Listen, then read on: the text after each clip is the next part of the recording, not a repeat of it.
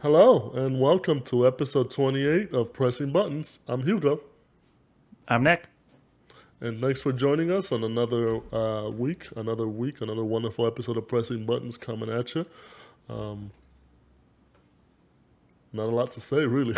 there's no, there's no really big announcements this week from us. Nothing for us to announce. We'll have some announcements next week for future plans. So that's why I'm like, well, there's nothing to say really. So we're just gonna kind of start off the episode real quick. Just get into the agenda. Yeah, just get into that shit. The agenda for today is we're gonna go over some news, mainly regarding Ubisoft and NFTs, and then we'll close it out with some closing thoughts because we know you love those. Some good recommendations and some good games. So let's get right into it with some news. Starting off with Ubisoft, main thing being that Ubisoft has kind of had a very down year compared to other years. More like a year and a half, I would say. Their release date for the next 12 months is really slim. They really have Mario Rabbids Spark of Hope, which comes out on October 20th, and then you have Skull and Bones, which comes out November 8th. Besides that, in their earnings call, they kind of announced a bunch of cancellations for four major titles, and then they also delayed Avatar. So that's a very big pushback from a very big publisher. Usually you have Ubisoft, they release like 8 games a year. They'd release like 5 Just Dances and all that stuff. So it's really weird just to see them in a down year. No major Assassin's Creed release besides the DLC for Valhalla and stuff like that. And it's a lot has to do, I would say, with the pandemic. It's still kind of affecting a lot of the studios in terms of what they're releasing, when they're releasing, and also showcasing any of the projects and what they're looking like, or any timeline. Keeping a lot of developers from giving a firm timeline. I know this financially, it's bad for them, but also on the outlook of the games that they release. How are you seeing them working out of this funk? Do you think it's doable? Well, in the show notes, the subject for this topic is Ubisoft in the shitter. So I think that kind of In the tells you real shitter, yeah. my thoughts on what's going on over there. Yeah, I'm sure the pandemic definitely had an impact on their production pipeline. More from like a I think there's also some impact from more like a strategy perspective in terms of they've really been pushing games as a service and free to play games and stuff like that, as well as NFTs. So I think we'll get into that a little bit more with different publishers and their perspective on NFTs. But I think they're in the pro NFT camp. So I think there's like a lot of kind of strategic swirl that's happening with the development of these games. That's probably not helping. And then when you said this is just me being me, but when you said that they generally have like 8 games a year, it's like it's really like two games. They're just like copying and pasting the same formula like over and over, whether that's multiple sequels of the same franchise or if it's effectively the same formula. It's like the Ubisoft open world, formula that they have. So It just works for yeah. them so well, though. Because, like, you are right, Well, it is a lot of maybe copy it used to. paste. Maybe it used It to. used to. It used to. Um, so yeah, and there's like a bunch of other issues with like I think they had like lots of like sexual harassment issues, and employees are pretty unhappy with the workplace there. So I don't know, man. Like it seems like it's pretty rough over there. The I guess like the Mario and Rabbids games, like I think people like those games. I'm sure they're like pretty commercially safe, but I feel like Skull and Bones is just it's got everything. Like every box is checked that it's just going to be a complete disaster when it launches. So like if that ends up being the case, like like they'll recover or whatever. Like I'm not like, oh yeah, they're doomed and they're going to be bankrupt, but I think they're going to have a pretty bumpy next 1 to 2 years. It's gonna be one of those you can catch it on Game Pass and PlayStation Plus as a free title. I feel like it's rolling that way. I mean, like you said, a lot of issues with COVID, a lot of issues with sexual harassment allegations, overworking the developers as well. I know for a while, a lot of the major design leads for like Splinter Cell and Assassin's Creed and all that stuff. I know a lot of them were like overworking the staff and just providing a toxic work culture. So it kind of put a stop to a lot of the projects because you have to fix these things in the studio if you want a productive studio, if you want everybody to be happy, if you want to be able to release.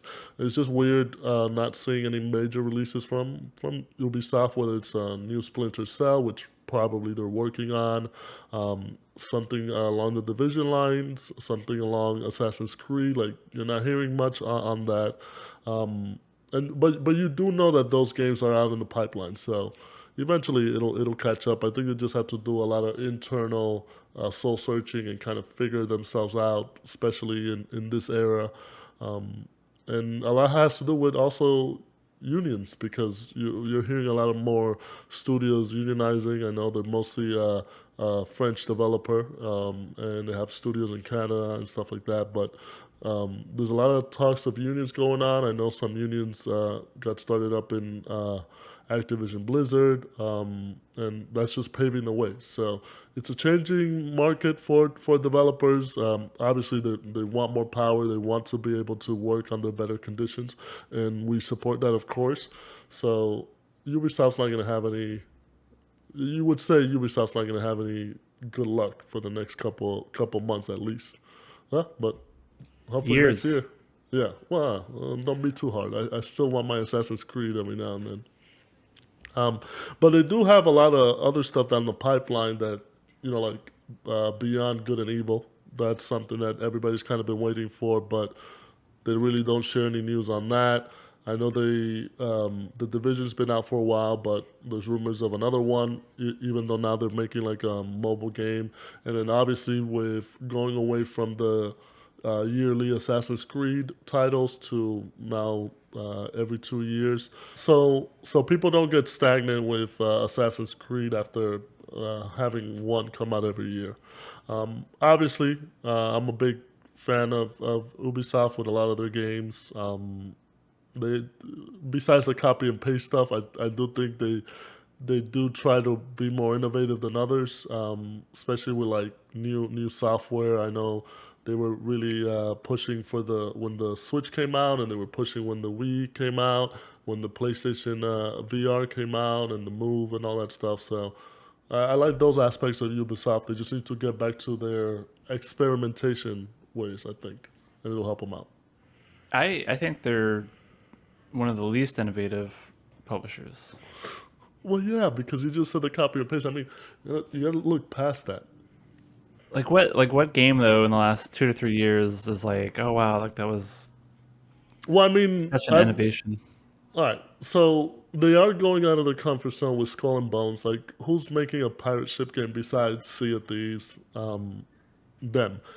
Mario Rabbids. Who would have thought to marry Mario and strategy game? Nobody. They did.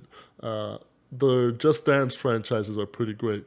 Who wants to make an Avatar game? They do stuff like that. I think that's innovative in a sense of it's different. It's not your same old uh, shooter. It's not your same old action adventure game. It's just different things, different vibes. I'm not convinced. I know you do not look convinced. I'm We'll not see. convinced. Yeah. All right, Ubisoft, please help me out. Release something innovative in the future, so I can shove it in Nick's face and be like, "See, innovation." One of my favorite Ubisoft memes is when they did their like new logo, and it's like this like swirl thing, and then people say like, oh, like what if you turn the logo to its side? What would that look like? And it just looks like a pile of poop. Have you seen that meme? No, but that's obviously that's dumb. I Very thought it mean. was I thought it was very appropriate. You thought it was very Ubisoft. This T- is what they meant tie- for. Tying it all back to my initial comment about the show notes and Uh, Ubisoft being in the shitter. So they are in the shitter. They are in the shitter. yeah, But well wishes to you, Ubisoft, on my end, not on Nick's end. Hopefully, you get better and you start releasing better games. Next thing we want to talk about was MultiVersus. It's that new Smash Brothers like game from WB where you play as different characters from WB Warner Brothers, where you have superheroes like Superman and Batman. You also have characters from shows like Game of Thrones. And then you also have like cartoon characters like Bugs Bunny and Tom and Jerry. They just announced that the public beta, well, for the public beta on July 26th, you'll be able to play as LeBron James, which is pretty funny. The LeBron James version from Space Jam 2. And then the first season is going to have Rick and Morty as playable characters. There's a network test going on right now for the last couple of days. If you want to try and take part in it for the next 2 days, you can kind of actually by the time this episode releases, it'll be 1 day away. But you can kind of go on Twitch and follow the streamers, and you can get a code. But this game is shaping up to be, a mainstay, I would say, in the fighting game community, just because it looks fun, it plays really well, the characters look pretty fun. It took a lot of the design, I would say, from Smash Brothers, but made it their own. And I think as long as they keep releasing compelling characters from the WB franchises, I think it'll be a hit. And in the same vein as Fortnite, where Fortnite has the Battle Pass, and they have all these characters that release these skins that release every season, and then along as the season goes on shows and stuff like that, I could definitely see this being like the brawler Fortnite version.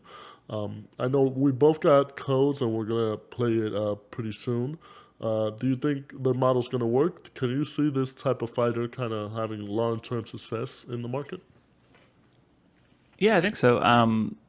Yeah, I did the same thing where I just followed there was a certain Twitch streamer that was playing the game, and if you watched it for an hour, you got a code for early access, and I was just like, I have Twitch on like 10 hours a day at this point, so that was pretty low effort to get an early code. So I was able to get access to it and played it for a few hours. I think that's probably the simplest way to describe it, where it's effectively Smash Brothers, the Smash Brothers game, Warner Brothers characters, and the like Fortnite monetization model with battle passes and daily missions and all that stuff. So I don't know. I think it could work. I think I personally will probably get a little bit like I'll probably like tune out of wanting to play this every day, whatever. But I could see that model working pretty well. Uh, the game's a lot of fun. I think it's definitely has potential to be a weekly, game night staple where it's just something. It's free to play. It's pretty fun. It might be a little annoying trying to find the right balance of getting people to download it. And initially, like you really have maybe this is different when the game like fully launches, but at least with this like network test, like you only have like 2 or 3 characters to kind of start with. So you kind of need to do like a little bit of grinding to get a character that you actually want. So that'd be my only thing. Like whether that's could be like a barrier to entry for people who want to play the game a little bit more casually. So I don't know, maybe with some balancing, I could see it working well. The latest kind of like craze that's happening on Twitter is people are complaining about Taz. Apparently, you can just like spam one of his attacks, and Oh, last time I heard that it was Velma from yeah. Well, Scooby I think Doo. initially she was like the top tier character. Well, I think she might still be like like a top tier character, but Taz is more getting. It's like he, he's not top tier. He's like trash tier or whatever you call it, where he's just like the cheap character where you just like He's spam just the move cheese. and Yeah. yeah. Which even like I'm not like an expert in fighting games by any means, but even I do like Taz as a character, so he was actually the first character I played, and I think even I noticed that's like, oh yeah, this like tornado move is like kind of cheap, and then people who are actually like good at the game like figured out a way to abuse it to win a ton of matches. So, Yeah, I was gonna say but if you're my not good, be cheap. That works. yeah. Well, that's I have that same philosophy. Like where a lot of people get really mad about people who play like the cheap characters to win, and it's just like play it as it lies, man. Like that's the game. If they win, they win. But I've had a good time with it. I think I mentioned in a prior episode of this podcast where my whole objective was to unlock Tom and Jerry because I really like Tom and Jerry, and that's who I want to play. So it took me, probably like a couple hours to be able to do that. You got to like play a bunch of matches and do all these missions to get. I think it's just gold. I can't remember what the currency is, but you get gold, and then you can buy stuff, buy new characters, buy new skins, emotes. So it's very similar to Fortnite from that perspective. Um, um, I was gonna say, did it show some semblance of what the battle pass is gonna look like? Because I know for the first season, like I said earlier, it's gonna be you're gonna be able to unlock Rick and Morty.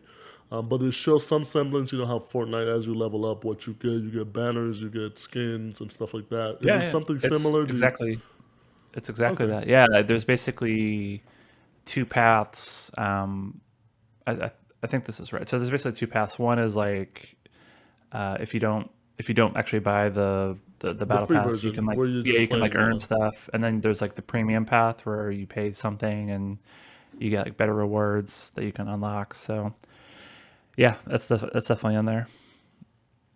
I mean, I could definitely see this being like I said, the fighting game version of Fortnite, as long as they do it right with a lot of their intellectual properties. Warner Brothers has a very big library, and the funny thing is that they're willing to go.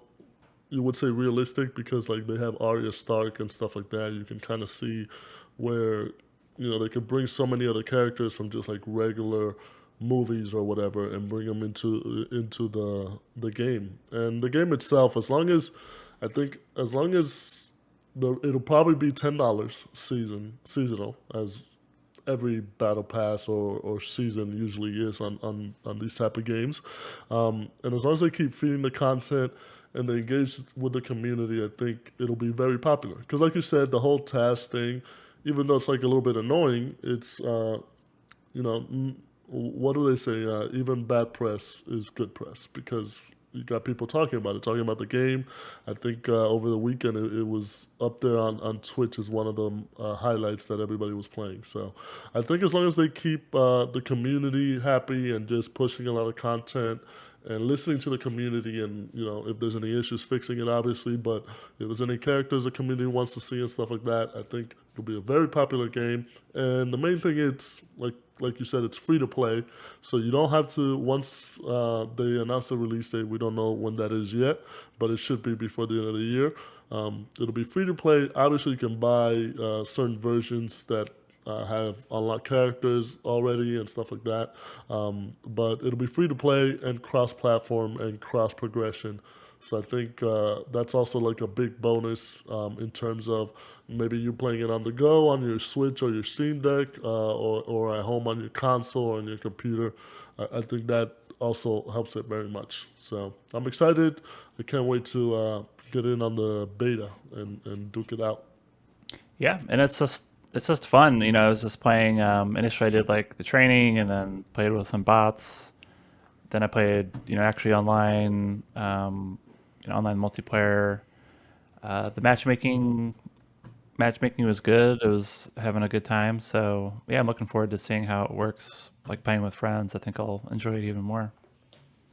All right, so be on the lookout for MultiVersus if you guys are looking for something new to play, something different. It's been kind of a dry summer in terms of video game releases, so this looks like something fun to be had.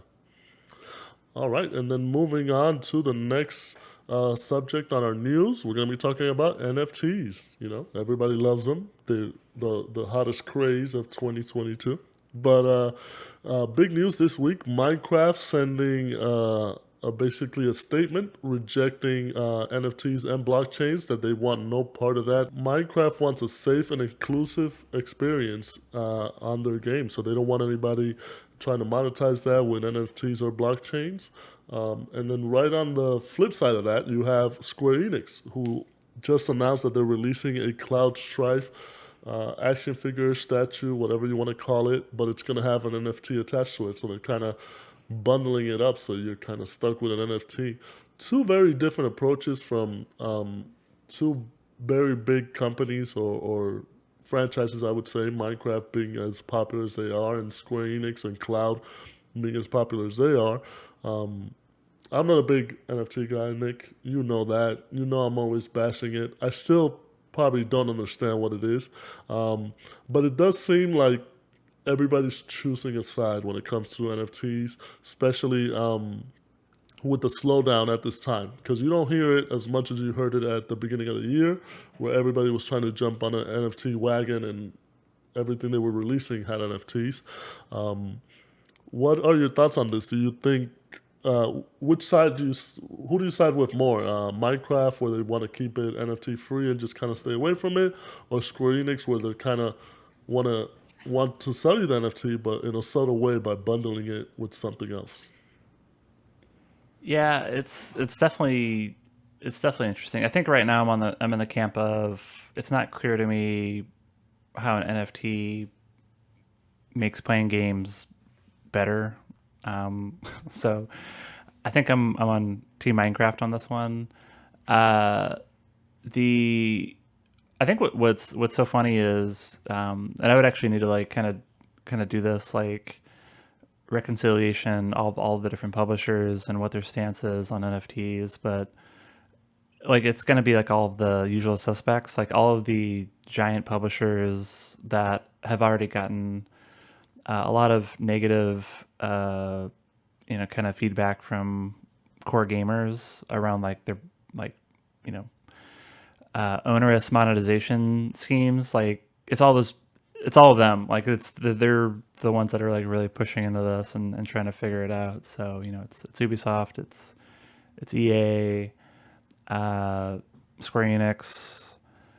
There's probably one or two other bigger publishers who are very much like pro NFT. Um, I think I think Microsoft is Minecraft is owned by Microsoft. I think they've generally been like, oh, like cool, cool technology. We'll see if it actually is something that we want to like bake into our games.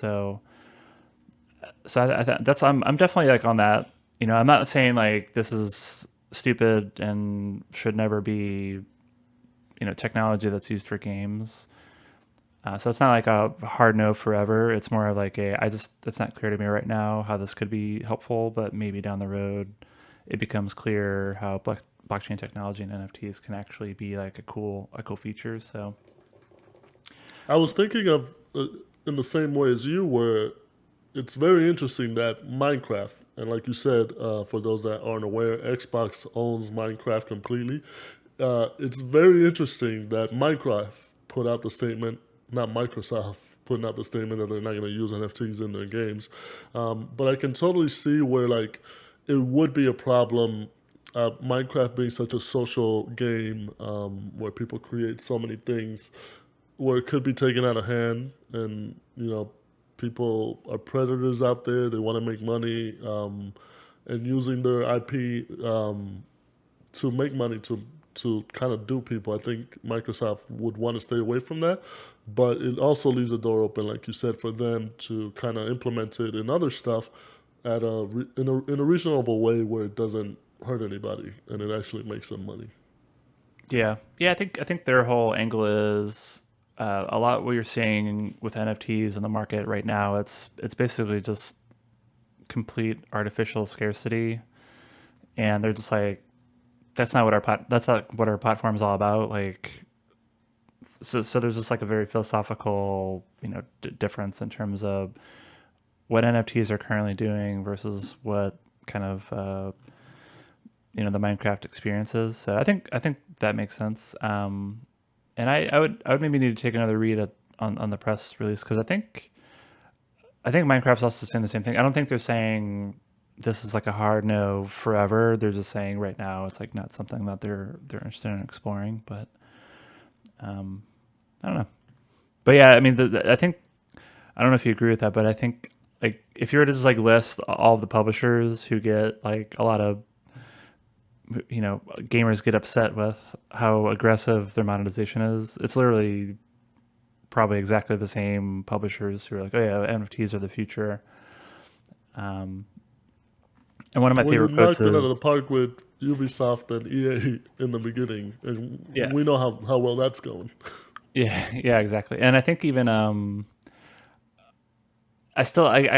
butcher the quote, but one of my favorite things was the Square Enix CEO, where he's like, "Yeah, I know like a lot of gamers out there play games to have fun," or it was like that whole quote about like people like, "Oh yeah, I know some people out there play games to have fun, but this is the future." And it's like, what, dude? Like, what the hell is that? Totally Yep. missed the whole market on the people that buy his Yeah, video yeah, games. yep. So it's funny. I So I actually saw that Cloud Strife figure, and I'm like, oh my god, that looks cool. I might want to get that. And then I'm like, oh, it's like an NFT thing, and the price is insane. It's like $130 for like a 6-inch figure, and it's like it's probably like double the price of what it should be, because it's got this like NFT nonsense associated with it. So I don't know. I can't support that. Yeah, I mean, if you want to sell it in a couple of years, it'll be worth $2 or something. I don't know. I'm still, like I said, I don't want to know what NFTs are. I don't want to know how they work. I think as long as I live, if if anybody tries to explain it to me, I'm like, no, stop. I will. That will always be my stance. All I know is they sold them for a lot of money, and now they're not worth a lot of money. Like the monkeys, they sold the monkeys for like 2 point something $1 million, and now the monkeys are worth like $40,000. I don't know. So if you bought a monkey and now it's not worth the same, I'm sorry for you, but you should have waited. NFT advice for me. All right, moving on. Video game news, video game releases. One big video game got released last week on Thursday or Friday. I don't remember exactly the day, but it was Stray. It's been very popular on the internet. We know how much the internet loves cats. Stray is basically a short video game. You star in as a cat, a stray cat, little orange tabby, which, I have an orange tabby, so the game looks fun to me. It looks very interesting. I know a lot of people on the internet were very hyped about it. There's been a lot of memes and stuff on it. And you can see a lot of videos where people are actually playing the game and the cats are reacting to it. So that in itself just shows you how high fidelity the game is to the cats, and how much the studio put into creating a great cat game. Because I feel like that's all we needed in this world, a good cat game to bring us all together. So, Stray releasing, I think it's going to win a couple of awards just for how fun it is and how cute it is. So be on the lookout for that. I know you're a dog person, Nick, but any thoughts on Stray? Not really. Maybe I'll, if it's on Game Pass or something down the road, I'll check it out for a little bit. But I'm just a hardcore dog guy, so It's just it's not been do- not not interested. they got to do what's the what's the stray version of a dog? Do they call dog stray? Yeah, No, I would call it tramp, like Lady and the Tramp. I think stray dogs are more. Uh, yeah, no, Like I think dogs are it's more what stray than cats. I think so, right? I don't know. I guess it depends on where you live, maybe, but I don't Yeah, know. yeah, you're right. All right, so stray two, dogs this time. Woof edition. There you go. Look at us coming up with titles. Yeah. But yeah, look that up. I'm gonna probably play it down the road. But it's been doing big numbers, which is funny on Steam. It's the number one sold game on Steam, even with Spider-Man coming out. It's right there up on the charts, and I've been hearing the experience is good. So definitely Yeah, and, check that out if you have the chance. yeah, not a big Keka, but I'm always glad to hear an indie game doing well. So that's great. Support the indies, baby. All right. And that does it for the news segment of this episode. We're going to move right along. Nick and I have some thoughts on San Diego Comic Con. If you don't know, but I guess you can surmise from listening to this podcast, we're kind of huge nerds when it comes to animation, when it comes to comics, when it comes to movies and stuff like that. Huge nerds. So this is something we look forward to. We've been to New York Comic Con once, and we enjoyed that. Hopefully, we can kind of make it to San Diego Comic Con at some point. But we've been keeping up on the latest news over the weekend, everything that they kind of announced. And we have some thoughts on the things that we're like excited that are coming out. We also have thoughts on when they're coming out, and then some things that maybe we wish we would have seen, but we didn't see. I'm gonna give it to Nick to start off first. What intrigued you the most? What were you happiest to see? Anything you were missing? Talk to me. Well, it's more. There's a lot of announcements, so I think there's a lot. There's a lot to digest, but I didn't really see too much. Maybe a lot of the trailers and videos will make its way into the internet, but I think a lot of the stuff was for the audience at San Diego Comic Con. So I think the only thing I actually saw that I thought was cool is really the Black Panther trailer. I thought that looked great. I'm really excited about that movie. It comes up pretty soon. Um, Other than that, like I looked at like there was it Sandman, Black Adam, Shazam. Lord of the So Rings. yeah, Lord of the Rings. So there's a handful of trailers that come out that I watched, and I don't know. It's like I'll probably check it out, but nothing that I was like super excited about. So really, in terms of trailers, for me, it's Black Panther. Um, the I guess yeah, I guess this was part of it too. Also, Mythic Quest. So there was a trailer for that. So it's not like a big comic book movie or whatever. But I'm a big fan of that show. It's. Did you ever watch Mythic Quest? I can't remember if we Yeah, yeah, yeah. talked about that. Okay, okay. So yeah, I love that show. It's basically just it's kind of This Silicon is a very, Valley. this is a very, by the way, like uh, kind of connected Ubisoft episode. It seems because we talked about Ubisoft at the beginning, then Ubisoft NFTs, and now Mythic Quest is kind of like it's produced by Ubisoft, right? Yeah, I think they're involved in some way, and then I think this season, and then just real quick for if people don't know about the show, but the way to think about it is it's Silicon Valley kind of meets like instead of it being like people creating an app or whatever, it's people creating video games. So it takes place in a game studio. They have a big game called Mythic Quest. It's an MMO.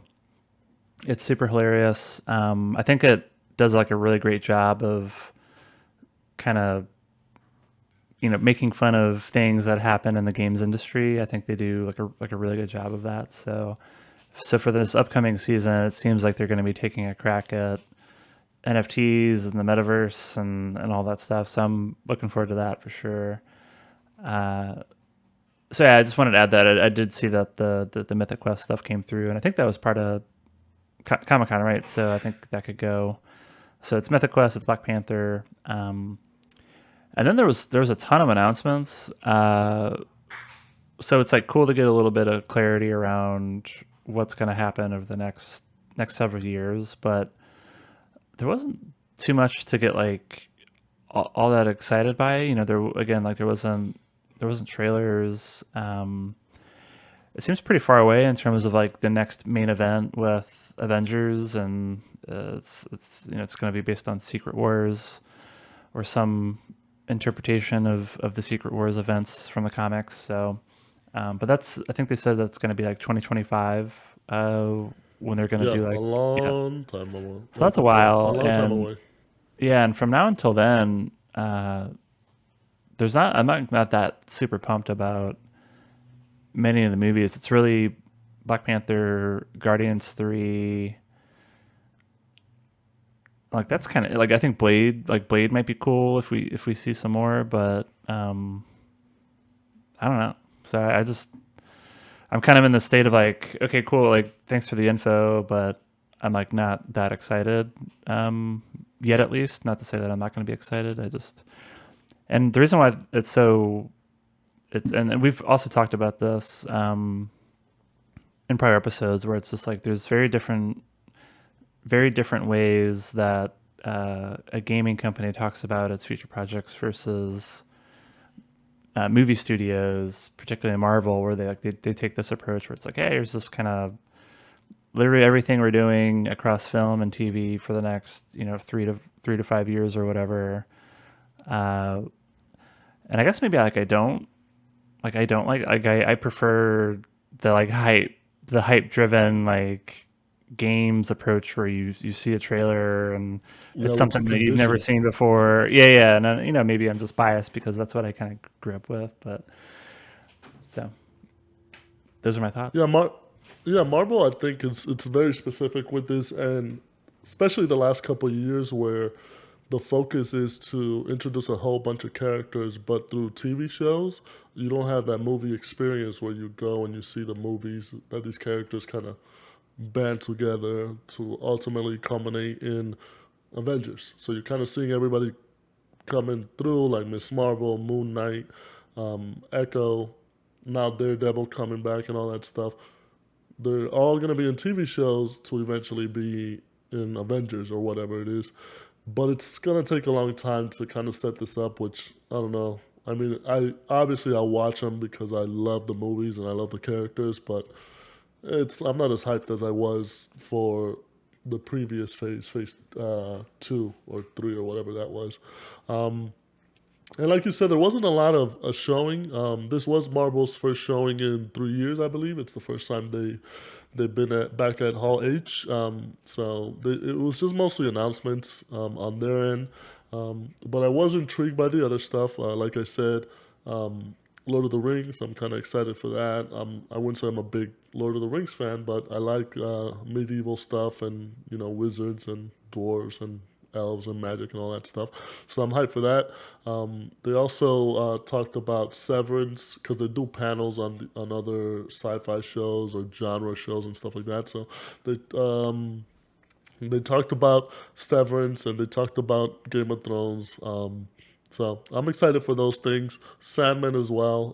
Always heard good things. Never really picked up the comics, so can't wait to see that. Obviously, with these panels, it's much better to kind of be there and kind of experience and ask your questions. Whenever we've gone to one of these things, we like going to the panels and just getting this information directly and maybe ask some questions and stuff like that. So definitely it's a different experience. There's a lot of videos out there on YouTube of the panel, so check those out if you can.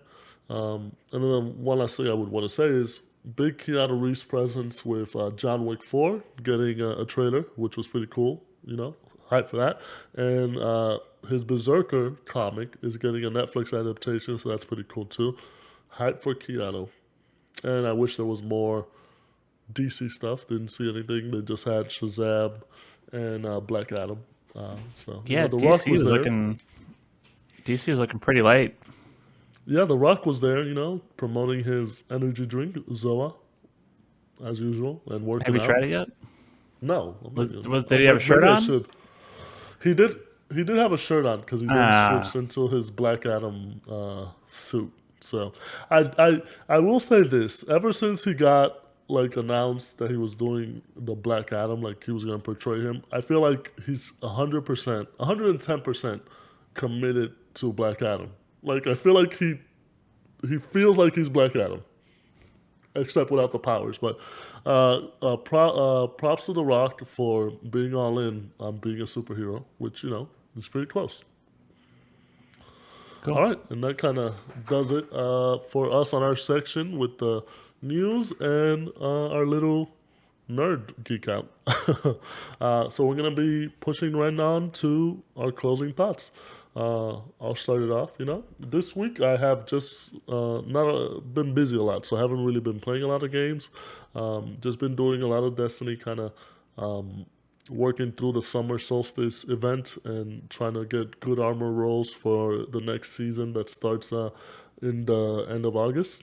And then I am back on my bullshit of League of Legends, which is, I'm sad to say I'm playing League of Legends again, so I'm frustrated while I'm Why are you playing again. sad? Because I like the game, but it's just, I remember why I don't like the game when I play the game that I like. Because it's just, I get madder, and it's just like, I don't know, it's frustrating. The, What my was the teammates. you had a goal? You had a goal at the beginning of the year Yeah, for I getting threw that goal out the window. It's not gonna happen. Well, there was too many good video games that came out, and I decided quitter. that instead of, well, yes, I am a quitter. I decided that instead of succumbing to just like one game, I want to enjoy my year in video games, especially for the podcast content. I didn't want to restrict myself to one game, so yeah, I did it for the podcast, but also because I'm a quitter. But yeah, I'm back on League of Legends. When I play by myself, I just get shit. Just because I like I previously made a comment about the show notes that we have. Your show notes for League of Legends is back on League of Legends bullshit. Yeah, it's all bullshit, man. When I play with my teammates, it's good. So I think I should just play with people I know, because when I play with people I don't know, like they make the dumbest decisions, pick the dumbest characters that don't work how they're supposed to, and it just frustrates me to death. So I think I'm just gonna play with people I know, and obviously I think because I've been watching the summer series is wrapping up for Worlds, which I'm excited for. They're doing the quarterfinals, I believe, in New York. So hyped to attend that. So like I've been keeping up. So I think it just got to kind of gave me the itch to kind of go back and play it. So, but I'll try not to be as frustrated as I was at the beginning of the year. And besides that, I've been watching Fullmetal Alchemist Brotherhood. I'm a big manga anime fan, and I've been reading this new manga called Daemons. You heard that right? Daemons of the Shadow Realm, spelled Daemons. It's by the same mangaka, or which is the author. From Full Metal Alchemist. It's a new manga that debuted in Square Enix monthly magazine. It debuted in December. I like it. It's got a lot of good elements to it. I've always liked the character design from Full Metal Alchemist, and it's kind of the same in this new manga.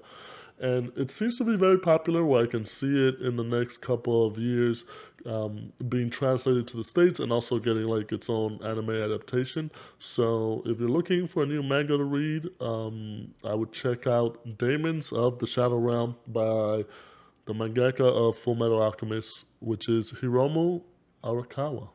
If I said that right, yeah, me. If I fucked it up, sorry. What about you, Nick? What you Sounded been up to? sounded good. Sounded good to me. I'm working on my pronunciations of things. Yeah. That's it. Yeah, that's it. That's it on my So end. Full Metal Alchemist. I didn't know you were big on Full Metal, because I think that was a. I mean, that's been around forever, right? I remember that being Yes. like when I was a kid. That was like one of the popular animes. Well, so for a lot of people that don't know, there's two series. There's the regular Full Metal Alchemist and Full Alchemist Brotherhood. The first one came out in the early 2000s, but it caught up to the manga, so they kind of diverge in terms of the ending. So it has a different ending. It has a lot of different stuff, like halfway through what the manga would be. It's still good though. I think they did a really good job in terms of fillers and kind of making their own ending without any source material, as opposed to like Game of Thrones, but that's another thing. Anyways, so it ended really well. Then the mangaka finished Full Metal Alchemist, so they decided to do it properly and redo the series with the proper ending and call it Full Metal Alchemist Brotherhoods. And that was in, I believe, 2013 or somewhere abouts. But both series are good. If you want to be more faithful, Brotherhood is the one that is the way to go. But the regular one is also a good one. Cool. I learned something. Yeah, there you I go. didn't know that. I'm the manga correspondent in the podcast. So yeah, Cool. And League of Legends, right? and League of Legends And Destiny. and Destiny. Okay. All right. I think that's it though. Uh, yeah, no, I think yeah, what the heck? What have I been doing? So I already mentioned MultiVersus. I only played it a little bit. Maybe it was like a few hours, but really enjoying it. You definitely gotta get it downloaded so that we can play. I think because I think it'll be much better with friends. Yeah, I'll get I on it. don't. We'll have more impressions for you for the listeners next week. I guess we'll play some more. Yeah, and I figured out how to play Tom and Jerry. So it's a wacky character to play. But that's always you. Like I feel like you find these wacky rascal characters, and you're like, I gotta play this guy. You just said you wanted to play. You love playing Taz, and then Tom and Jerry. It's like you are a Looney Tunes character, even though Tom Yeah, and Jerry's not Looney it's Tunes. not Looney Tunes, but I Yeah, see what you mean. same man. Yeah. Um, no, I mean, I guess Tom, they're wacky characters, regardless. But it was more in terms of like the mechanics of how they like interact with each other, and um, I'm eager to start playing more with them and see if I can actually win. Because I'm actually it might be like way too advanced of a character for me. So even though they're my favorite, I might not be good enough to actually use them well. So and then I'll just go back to Taz and just spam the Just tornado cheese it attack up, and baby. yeah, so yeah. Gotta get them dailies. Uh, yeah, so there's that. I did get Live Alive. I got a physical copy on Friday. I played it for just like a little bit. I think I'm really gonna like it. I just maybe I'll play it for like a half hour or an hour or so. Then I just got distracted with some other stuff, but yeah, all looks good. I started with the Western. I think there's like 6 or 7 different like stories and different timelines. So I thought the Western one looked cool, so I started with that one, and we'll see how it goes. Also, you can pick like which storyline you go with first.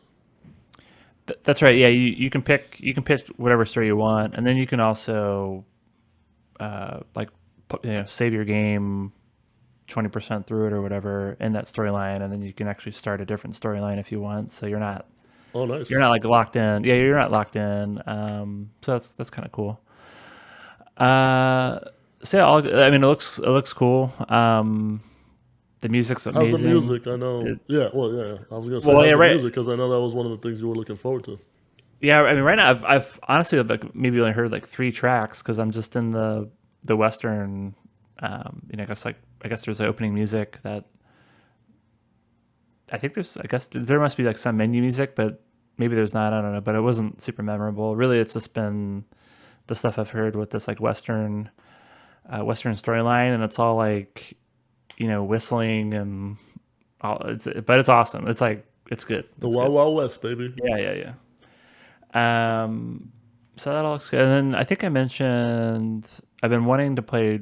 I've had Resident Evil 2 forever, and I've just been waiting for the right time to play it. And I decided that day was yesterday. So I played that for like 4 hours or something like that. Um, it's pretty cool. I never played the original. I'm a big fan of Resident Evil games. For some reason, I just had never played Resident Evil 2, and I don't know why. So I'd always been wanting to play this game, and I finally fired it up, and it's cool. Like it looks amazing on PC. I had all the latest graphical features enabled, so like it looks awesome. Uh, yeah, I think that's it's spooky, but not so spooky that I'm able to deal with it. Whereas I don't know if I could deal with maybe some of the newer Resident Evil games. Oh, like 7 and Yeah, like Village. seven. Yeah, maybe like I don't know. We'll see. But Resident Evil 2 is a good balance so far. Like maybe it gets spookier, but yeah, but having a good time with it. I'm already like out of ammo, so I'm like kind of stressed out Typical about Resident Evil how. player. Yeah, yeah. Well, Just that's run why. away. Just run Yeah, away and hide in a room. yeah. I thought it was so. Yeah, I think this is my first proper Resident Evil game that I've played on PC. So I thought it was going to be total easy mode with a mouse and keyboard. So I don't know if they adjusted the difficulty or the bolts or whatever, but like I have like I'm hitting a zombie basically every shot, which was like not the case on the original PlayStation Resident Evil 1 where it's just like, you know, 50% chance of actually hitting the thing. So I thought it was going to be like easy, but it's actually, I'm still like running into situations where I'm getting caught up by a zombie or I'm running out of ammo. So, but I guess that's part of the game, right? Yeah, I mean, and one thing I liked about this one, I did play the original and I played this one, and I think, especially with a lot of like remakes and reboots and just remasters that are coming out, I think this is one of those that did a great job where the new product is way better than the old product, especially for the new generation in terms of control and graphics and all that stuff. So this is one of those where like I'm glad that they did it. Same thing with 3. And I can't wait to play 4 when that comes out. Definitely excited for that. So hyped. And Yeah. now that you're talking about it, I might want to watch the Resident Evil show on Netflix. So Oh yeah, didn't someone mention that it's like fine, like it's like an okay? yeah, it's like fine thing. It's like a fine Yeah, thing. that could be They fine. talk about COVID in there, which is funny. Too soon. Too soon. There's an actual. Maybe I should take a photo of this. And I don't even know if it's like a real company or if it's like a joke, but there's definitely like a van.